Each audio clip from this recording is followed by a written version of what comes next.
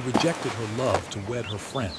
The Alpha King was staggered when he saw her with his enemy. Shadows stretched long and deep along the courtyards, where the whispers of servants and nobles mingled with the wind.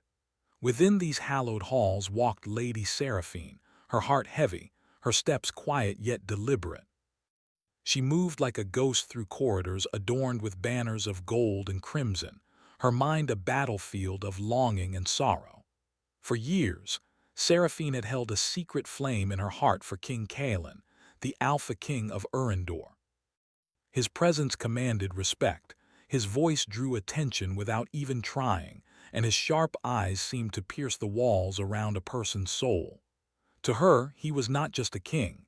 He was the pulse of the kingdom itself, the storm and the calm, the protector and the destroyer. Yet tonight, that pulse had moved elsewhere. In the great hall, the chandeliers glimmered like stars trapped in crystal cages. The nobles gathered, all dressed in their finest, murmuring about the news that had struck the court like a lightning bolt. King Kalen had announced his engagement, not to Seraphine, but to her dearest friend, Lady Aloan. The words had fallen like stones upon Seraphine's chest. She had known her feelings were unspoken, unshared, yet she had never imagined such a public rejection. She watched the king now, standing tall at the head of the hall, his black cloak flowing like liquid night. Beside him, Aloan's dress shimmered in silver and sapphire, her laughter light and easy, as if she had always belonged to the place Seraphine had imagined for herself.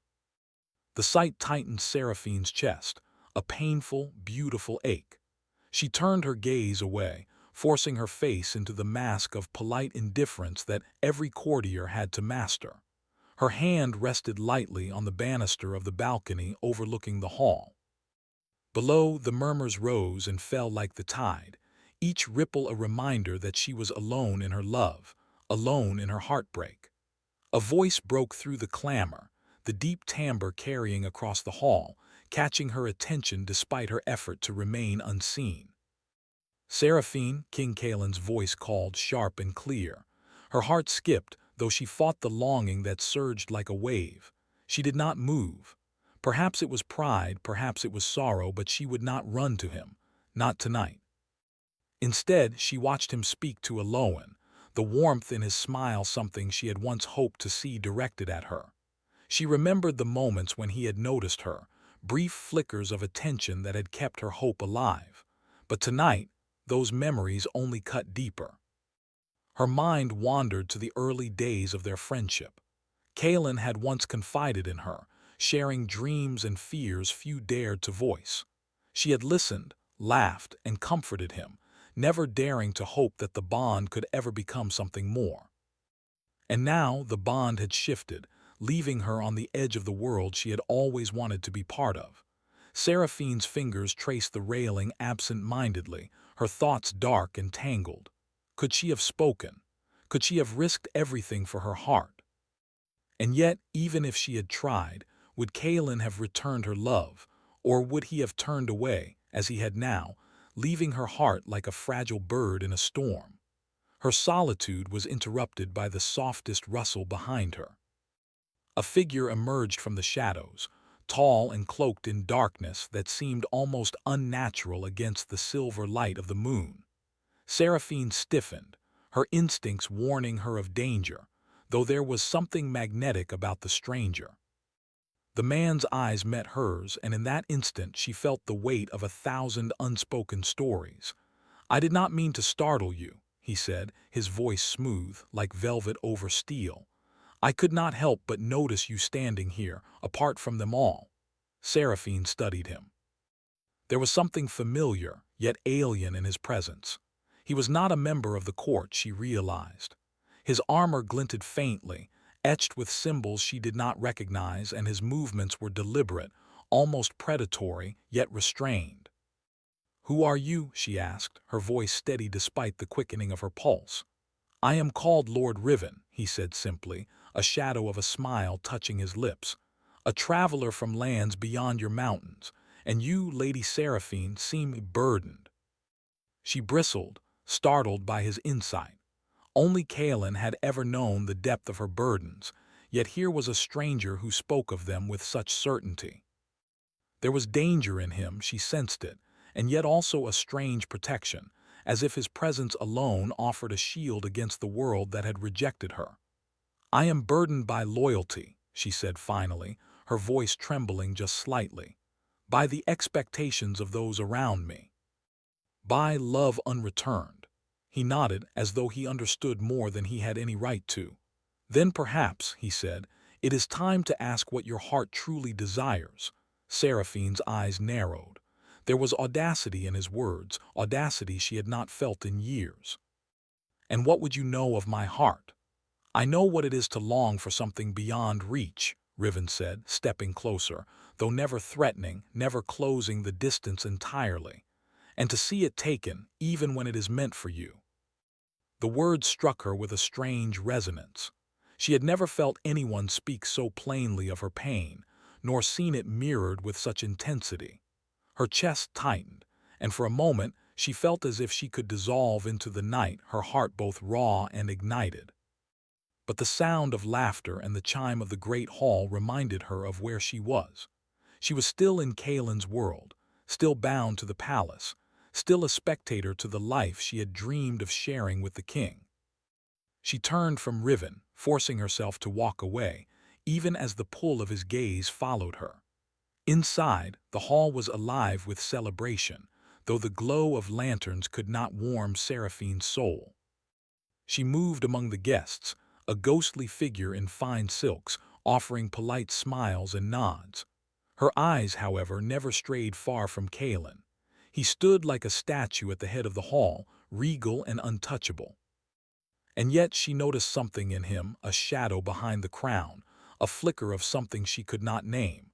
Was it regret, or merely the fatigue of a king who had chosen duty over desire? She could not tell, and the uncertainty gnawed at her. The evening stretched on, and Seraphine felt herself growing faint with emotion, trapped between longing and restraint. It was then that she noticed Riven again, watching from the edge of the hall as if he were guarding her, or perhaps testing her.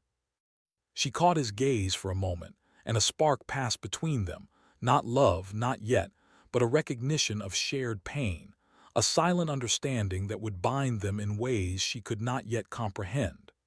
Kaelin's voice called her name again, breaking the fragile silence. This time she could not ignore it. She turned slowly, meeting his eyes across the hall. There was a flash of something there, curiosity, perhaps, or a trace of the connection they had once shared.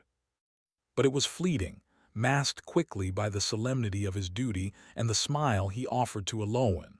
Her heart ached, but she forced herself to smile back, a gesture of politeness that hid a tempest within.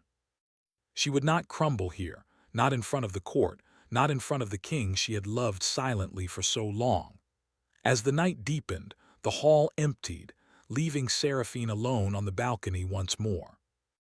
The moon had climbed higher, bathing the world in silver light, but it did nothing to ease her heart. She let her fingers trace the railing again, thoughts tangled with memories of what could have been. And then the wind shifted. A figure stepped beside her, Riven, silent as the night, yet undeniable in presence. "You did not speak to him," he said, his voice low, almost a whisper. "Why?" Seraphine met his gaze, unflinching. "Because some things cannot be forced," she replied. "And some hearts are not ready to see the truth." He nodded, as if he understood far more than he should. "Perhaps," he said, "but the truth has a way of finding us, whether we are ready or not." The words hung between them, heavy with unspoken meaning. Seraphine felt her pulse quicken, the tension between her past longing and the shadowed promise of the unknown stretching taut across the night. She did not know what the future held, only that the presence of this stranger had awakened something within her, a spark of hope, a flicker of defiance, and a storm of emotions she could not yet name.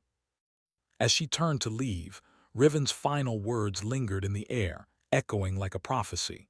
"Beware the choices of the heart, Lady Seraphine, for they may lead you to both ruin and salvation." The moonlight glinted off the palace spires, casting long shadows across the courtyard. Somewhere in the distance, the faint sound of a horn heralded the coming of events that none could yet foresee. And Seraphine, caught between the memory of love lost and the stirrings of a future uncertain, felt the first tremor of a journey that would change her world forever. The forest beyond Urindor's walls was thick and dark, its trees ancient and towering, their branches woven like twisted hands against the night sky. The wind whispered through the leaves, carrying a scent of rain and earth, and the shadows moved as if alive. Lady Seraphine walked carefully along the narrow path, her cloak pulled tight around her shoulders. Her thoughts were a storm, each step taking her further from the palace she had once called home, and yet closer to a truth she did not fully understand. Lord Riven had insisted she meet him here, far from prying eyes. She did not fully trust him, and yet she could not deny the curiosity that burned in her chest. The night was alive with tension, and every sound seemed magnified. The rustle of a leaf, the distant call of a night bird, even the quiet pounding of her own heart. "You should not have come alone," Riven's voice echoed softly from the shadows, and she started, though she had known he would be here. He stepped forward, the moonlight glinting off the edges of his dark cloak. His presence was commanding, yet there was a calm beneath the strength, a subtle assurance that drew her closer despite her fear. "I could say the same for you," she replied, keeping her voice steady. "This forest is not meant for strangers." "I am no stranger," he said, his eyes fixed on hers. "Not to what you feel, not to what you desire." Seraphine's chest tightened. His words, though gentle, struck deep. How could he know? How could any man know the tangled thoughts and secret longing that had consumed her since Kaelin's rejection? She wanted to retreat, to return to the safety of the palace walls, but something in Riven's gaze held her rooted in place. "You speak as if you understand me," she said softly, almost a whisper, "and yet I know nothing of you." "I know enough," he said, stepping closer, but still leaving a respectful distance. "I know that your heart has been denied what it seeks most.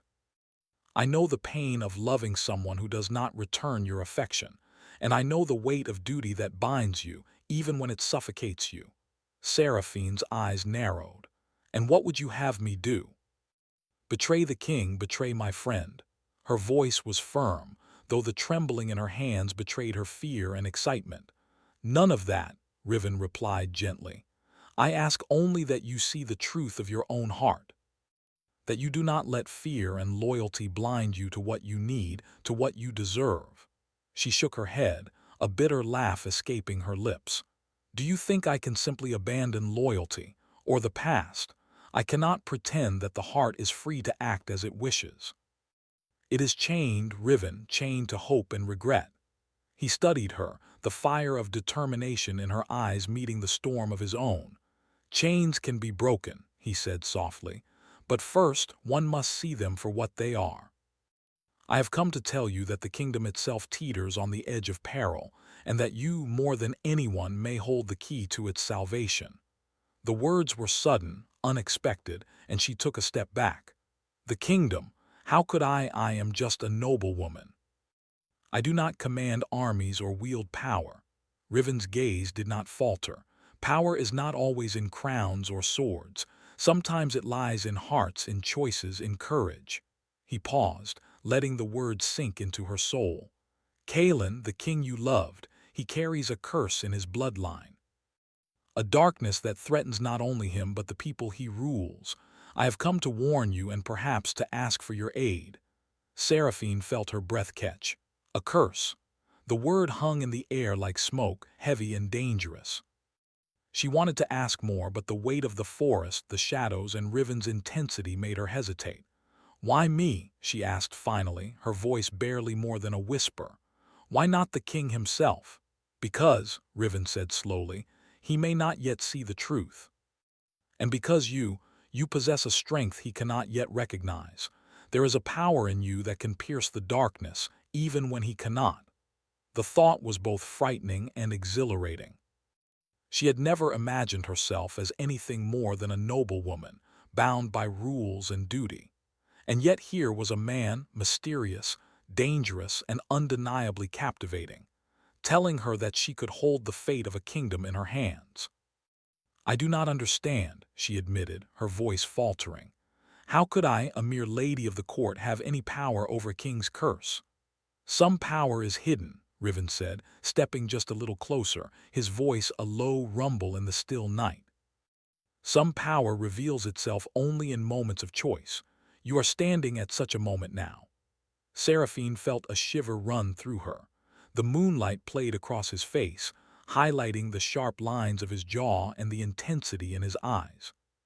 She had been drawn to Kalen, yes, but Riven stirred something different in her: curiosity, courage, even longing. She could not deny it, no matter how she tried.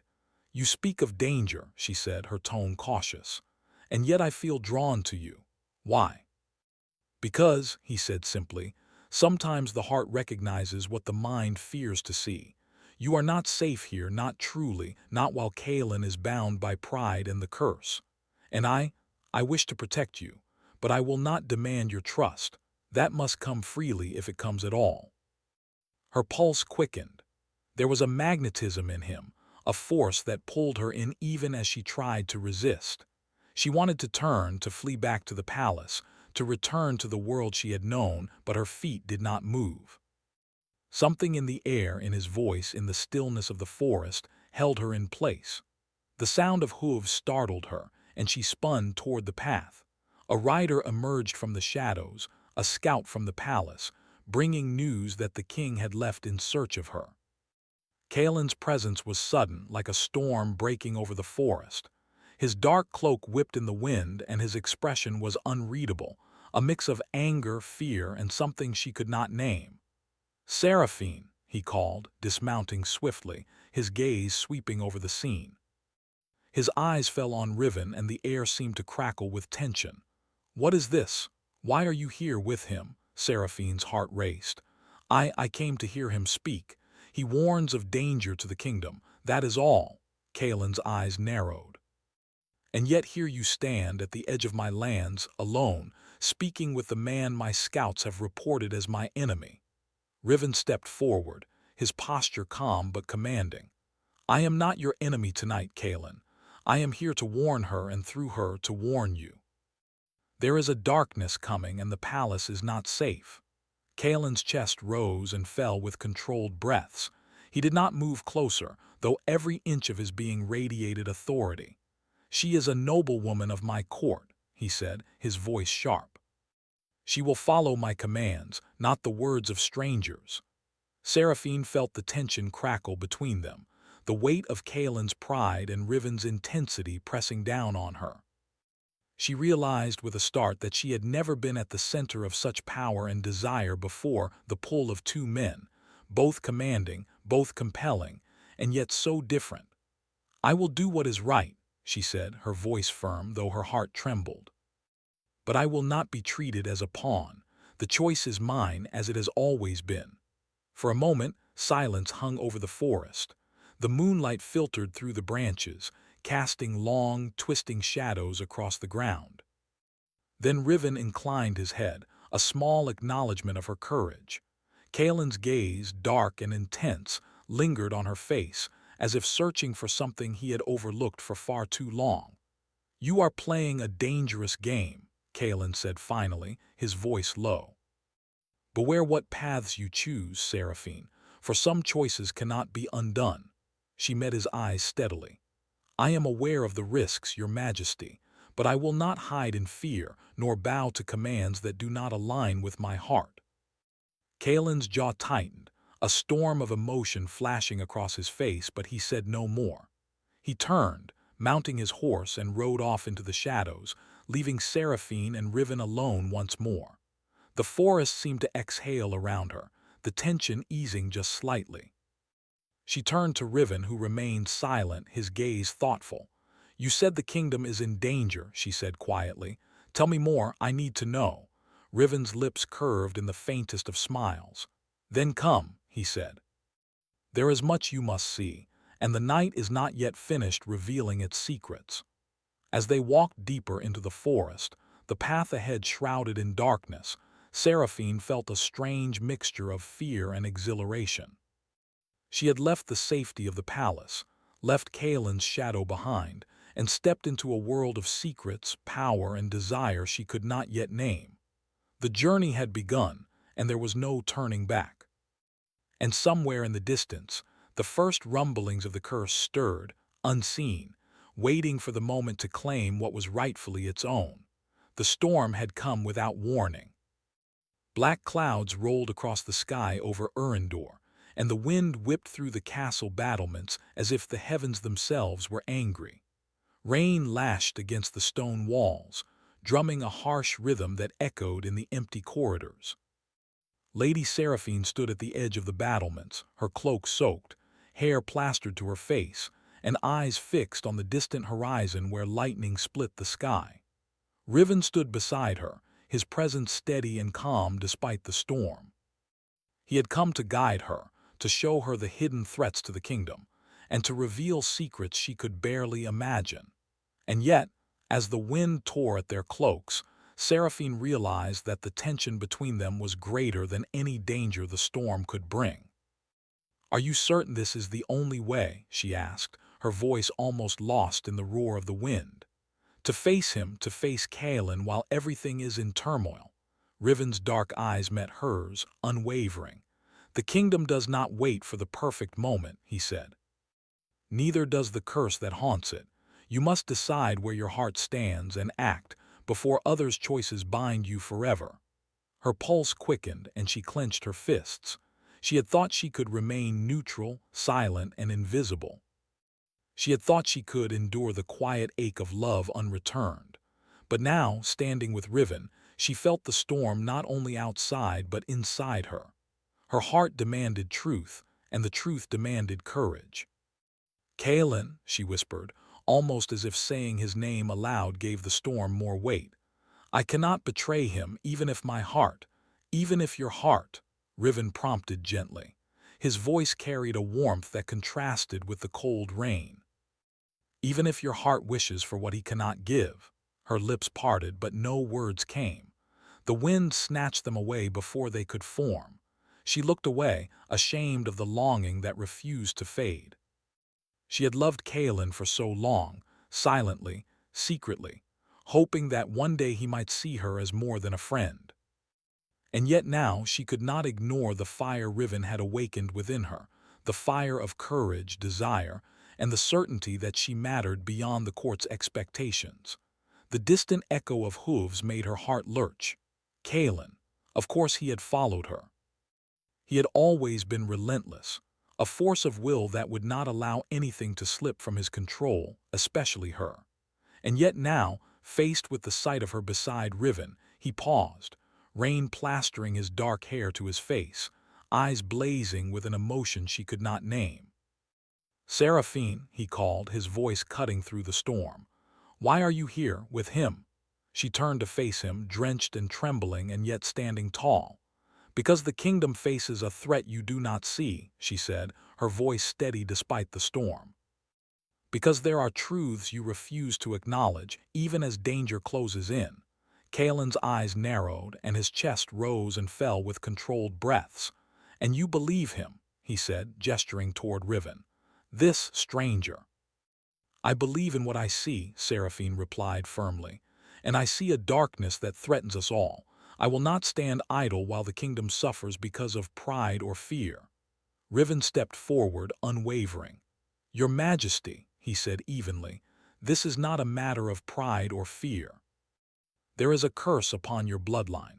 It grows stronger, and soon it will consume the kingdom if left unchecked. Lady Seraphine has the power to help, and she will not act alone if you refuse to see the truth." Kaelin's face darkened. He was a man of control, of power, yet there was something in Riven's words and in Seraphine's eyes that made him hesitate. Pride wrestled with fear, and fear trembled at the thought of losing her, even if he could not yet name what that loss meant.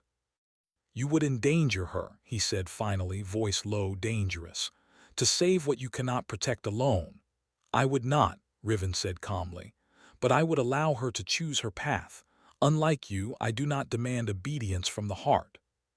Kaelin's jaw tightened, and for a moment, Seraphine saw the man beneath the crown, a man who had always been bound by duty, pride, and fear of vulnerability. She wanted to speak, to tell him that her heart was hers, and yet hers alone. But the storm and the tension left her voice caught in her throat. Then, lightning split the sky, illuminating the three figures on the battlements. In that flash, Kaelin's gaze softened for the briefest moment, and Seraphine saw something she had not seen before, the flicker of regret, of longing, and of recognition that she mattered far more than he had admitted. The wind howled, tearing at her cloak and hair. "If we do not act," Riven said, urgency in his tone, "the curse will claim the kingdom and perhaps more. Time is not a luxury we possess." Seraphine drew a deep breath, feeling the weight of responsibility settle on her shoulders. She had spent her life in loyalty, in silence, and in secret longing. Now she would act not for love, not yet, but for the people, for the kingdom, and for the fragile hope that she could make a difference. "I will help," she said, her voice firm despite the storm. "But I will not be a pawn. I will choose my own path." Kaelin's eyes flickered, a storm of emotions crossing his face. Anger, fear, jealousy, and something deeper, something that mirrored the longing in her own heart. He wanted to claim her, to insist that her loyalty belonged to him, yet he could not deny the courage she displayed. Riven nodded, a shadow of a smile on his face. "Then we begin," he said. "The first step is to understand the curse and how it binds the king. It is older than the kingdom itself, and its roots run deep." Seraphine followed him down the spiral stair that led to the catacombs beneath the castle. The air grew colder, heavier, and the walls seemed to hum with an ancient power. Torches flickered, casting shadows that danced like specters on the stone. Here, away from the storm, the world felt both smaller and larger, more dangerous and infinitely more alive. Riven led her to a chamber lined with ancient runes and symbols etched deep into the walls. "The curse is not mere legend," he explained. "It has been passed down through Kaelin's bloodline for generations. It is tied to the crown, to the kingdom, and to the choices of those who hold power." Seraphine traced the symbols with her fingers, feeling the magic thrumming beneath the stone. A shiver ran through her, fear and awe intermingled. She realized that she was not just witnessing history, she was standing at the center of it. Her choices, her courage, her heart could shift the fate of an entire kingdom. "Why me?" she asked again. "Why am I the one who can help him?" Riven's gaze was steady. "Because you see him as he truly is, because you have loved him without demanding him. Because your heart is brave and your mind is clear. The curse can only be weakened by a heart that understands both power and vulnerability. That heart, Seraphine, is yours." Her breath caught. To hold such power, to bear such responsibility, it was frightening. And yet she felt a spark of determination, a fire igniting within her. She would not allow fear to control her. She would face the curse, face the danger, and choose her own path. The sound of footsteps echoed in the catacombs. Kaelin had followed them, despite the storm and despite the warnings of his advisors. His presence was heavy, like a shadow stretching across the room. "Seraphine," he said, his voice low and commanding, "do you understand what you are doing? The danger you place yourself in with him." She met his eyes, steady and unwavering. "I understand more than you know," she said, "and I will not let pride or fear control my choices. Not for you, not for anyone." Kaelin's fists clenched at his sides. The anger and fear and longing in his chest fought for dominance. He had rejected her once, believing it was for duty, for order. And now, watching her choose a path that neither demanded him nor dismissed him entirely, he realized the depth of what he had lost. "You are reckless," he said, though the words lacked their usual bite. "And you are," she began, but stopped, realizing that no accusation could convey the storm of emotions swirling between them. Instead, she turned her gaze to Riven, whose calm presence grounded her. "The curse is awake," Riven said softly. "We have little time. If we delay, the darkness will rise beyond control. Kalen's eyes flickered with something raw, human, and painfully honest: fear. Not for himself, but for the woman who had captured his heart without asking, for the courage she displayed that he had never demanded of anyone, for the truth he could not yet face. The three of them stood in tense silence, a storm of rain above and a storm of emotions below, as the first tremors of the curse began to stir, whispering promises of danger and trials yet to come. Seraphine felt the weight of her choice, the pull of two powerful men, and the stirrings of a destiny she could neither ignore nor control. Somewhere in the distance, thunder rolled and lightning illuminated the runes on the walls. The night was far from over and the storm was only beginning. Seraphine knew, with a certainty that chilled her and strengthened her at once, that nothing would ever be the same again. And the true test of loyalty, love, and courage had only just begun. The castle of Erendor lay in uneasy silence. Storm clouds had passed, leaving a thick fog that rolled across the battlements and seeped into the valleys below.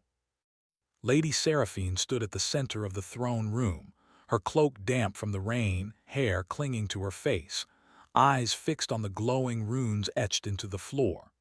These ancient symbols pulsed with energy, the heartbeat of a magic older than the kingdom itself. Riven stood beside her, dark and still, his gaze sweeping the room with caution. Every shadow could hide danger, every flicker of light could hide the stirrings of the curse that haunted Kalen's bloodline. And somewhere beyond the heavy stone walls, the king waited proud, tormented, and unaware of the storm that was about to rise within the very walls of his home. "You understand what must happen," Riven said softly, his voice low but commanding. "The curse is strong. Its power feeds on fear, pride, and anger. Kalen cannot face it alone. You cannot face it alone. But together—" His words hung in the air, unspoken possibilities stretching between them like the fragile threads of a web. Seraphine nodded, taking a deep breath. The responsibility weighed heavily on her shoulders, but for the first time she felt the full measure of her own strength. She had loved silently, suffered quietly, and endured rejection with grace. Now she had a purpose that went beyond longing, beyond heartache. She had a chance to shape the fate of a kingdom, and of those she cared for most.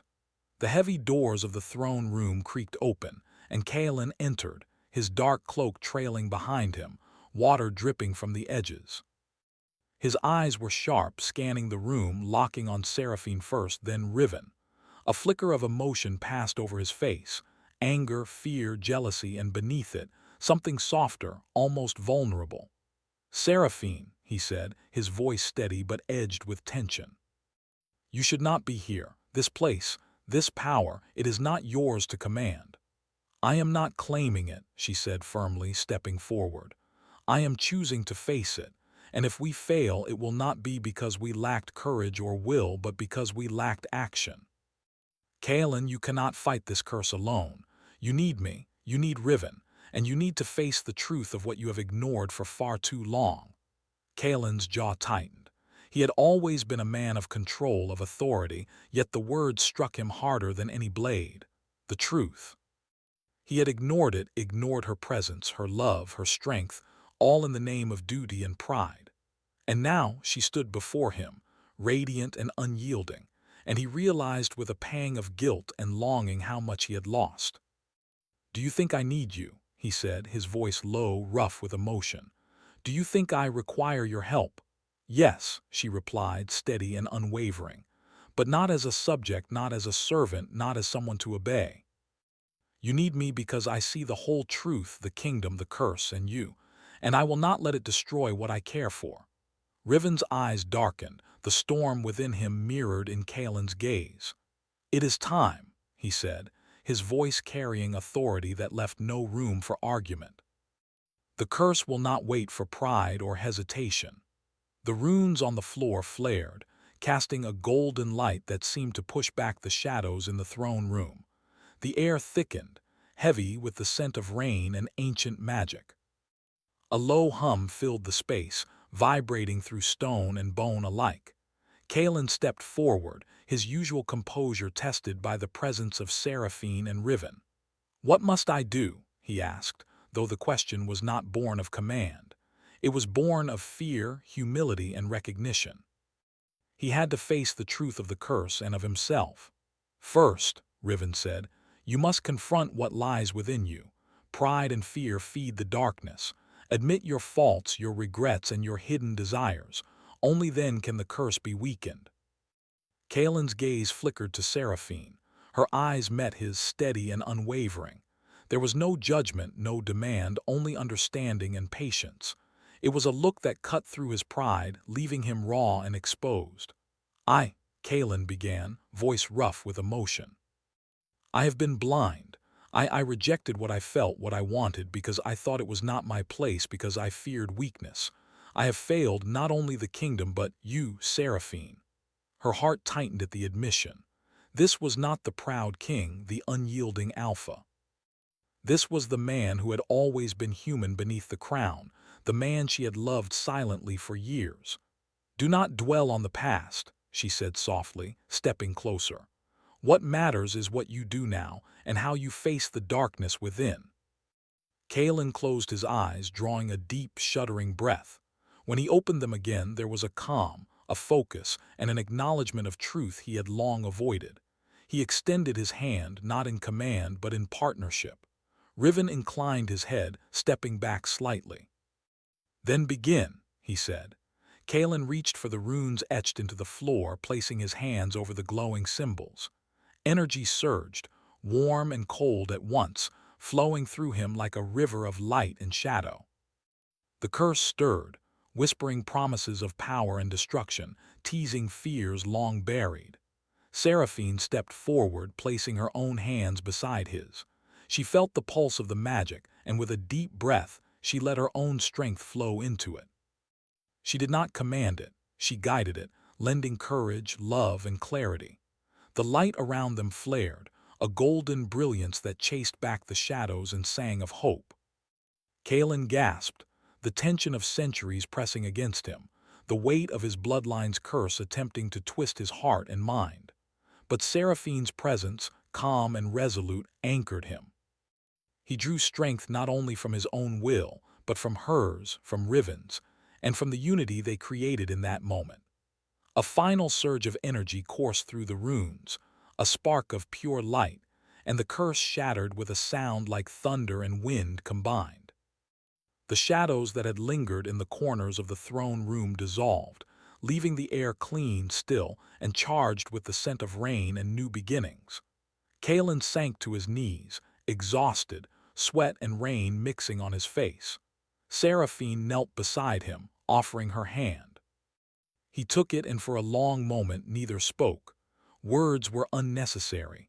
The curse was broken, the danger past, at least for now, and a quiet understanding passed between them. Riven watched, a shadow of a smile on his lips. He had come to guide, to protect, to challenge, and now he allowed them this moment of quiet triumph. Yet even in the relief, he knew the bonds between them were not yet fully defined. Emotions stirred, unspoken and raw. Kalen finally looked up at Seraphine. His dark eyes were softer, vulnerable, and filled with something he had never let himself admit. "You saved me," he said simply, his voice husky. "And more than that, you saved the kingdom. I do not know how to repay such courage." "You need not repay me," she said gently, a smile touching her lips. "You only need to see the truth, that your pride does not define you and your heart is stronger than you know." He swallowed, and for a long moment the weight of their past, their longing, and their choices hung in the air between them. The connection was undeniable yet fragile, a tension that spoke of love, regret, and hope all at once. Riven stepped forward, his presence calm but firm. "The kingdom is safe for now," he said, "but there are always challenges ahead. The bond you share, Seraphine and Kalen, will be tested, and you, Lady Seraphine, must decide where your heart truly lies. The choice is yours alone." Kalen looked at Riven, then back at Seraphine. He realized the truth in Riven's words. Love was not about possession or pride. It was about courage, trust, and the willingness to face the unknown together. He had lost time, he had made mistakes, yet he could still choose a path of redemption. Seraphine's hand rested in his, warm and steady. "I know," she said softly, "and I will not be afraid. I will follow my heart wherever it leads and face the trials that come with courage." The storm outside had passed completely, leaving the moonlight streaming through the high windows, bathing the throne room in a silver glow. It was a new dawn, not only for the kingdom, but for the hearts of those who had dared to love, to fight, and to choose. Kalen rose, his hand still in hers. He felt a humility he had never known, a willingness to listen, to learn, and to face not only the challenges of a king, but the truths of his own heart. Riven stepped back, watching, a quiet respect in his eyes for the strength of both. Together they stood in the center of the throne room, the runes fading but their glow lingering in the air, a reminder of courage, choice, and transformation. Seraphine's heart was no longer tied to silent longing, nor to fear. She had faced the curse, faced the storm, and faced the truths of both men who had captured her life. Kalen spoke, his voice steady and full of emotion.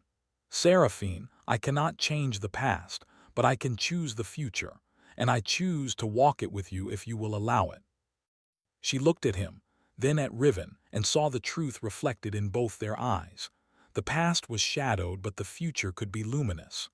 The bonds of love, loyalty, and courage had been tested, and only those with strength, trust, and heart could endure. "I will allow it," she said softly, her smile bright and steady, "because the heart knows its path and mine has been clear all along." Riven inclined his head, a small, knowing smile crossing his face. "Then the kingdom is in good hands," he said. "And the storms may come, but you will face them together." Kalen pulled her close, and for the first time in years, he did not speak of duty or pride, only of trust, courage, and a quiet, unspoken love that had endured through fear, longing, and trials.